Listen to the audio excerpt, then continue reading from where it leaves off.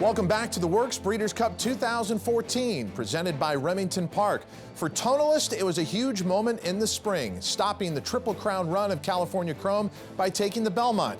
And then it wasn't the best of summers as he went to Saratoga with some subpar performances. But he came back in the fall with a big effort at Belmont Park, and all indications are he's going to be a factor in the Breeders' Cup Classic. Let's take a look at his most recent work, which was in New York at Belmont Park, and get some thoughts from our analysts.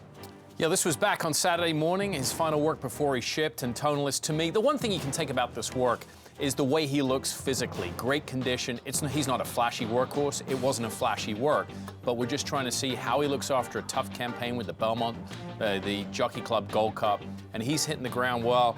And like we said, it's just a matter of how he's going to handle the tight turns. His best races have been on those big, wide, sweeping turns at Belmont. He comes to Santa Anita on Tuesday, and I think he looks in great, great order. A horse who's really developing in the second half of the year. Shared Belief, going to be one of his main contenders, probably go postward as the favorite in the Classic, Donna. Yeah, and here we're watching just the stretch run. That's him coming through on the inside. I want to talk about the splits in here. He went in 13, 25 and 2, 37 and 1, 49 and 3, 102 and 3, 114 and 2.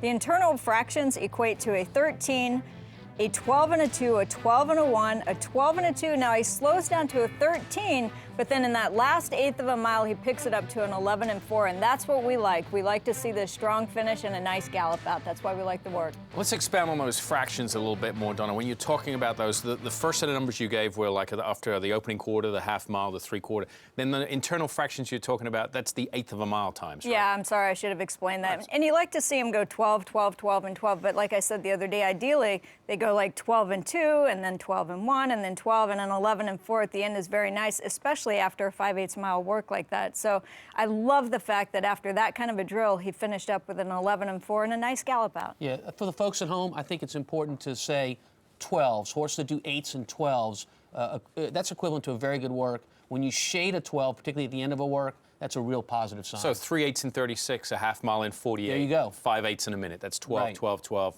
That's a furlongs goal. to 112. Yeah. Exactly. All right. California Chrome, Tom, let's talk about him.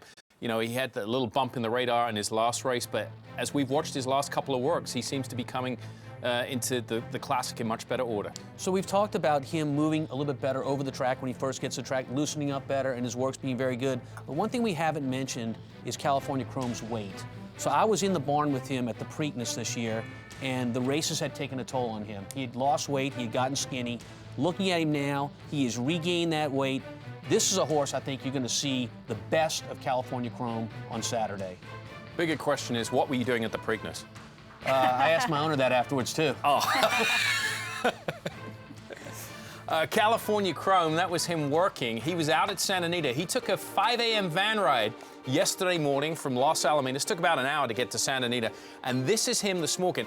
I always say the most important part of a work is the day after. What do you guys think here jogging? Well, we saw him actually more than just this. It looks like he's just like kind of pecking along right here. We saw him moving a little bit more than this at other parts. I don't know if this is the beginning or the end of his jog, but I did love the way he was moving this morning. I'm not sure that this illustrates it so well, but at least you can see this because it's in the light. Yeah, look, I like a horse that looks sound jogging, which of course he does, but also is willing to do a little bit more and wanting to break into a gallop, having to be pulled back down to a jog by the rider because, you know, it's not time to be doing something like that. He's eager, he looks good, his color's good. Again, he's not a horse that carries a lot of weight like some of the bigger colts that we've seen throughout the year, but his weight looks very good. Yeah, and again, this is a snapshot of his career. I like to emphasize that, Todd. And I've watched him jog a lot at Los Alamitos, and that is typically him as he starts out his jog in the morning.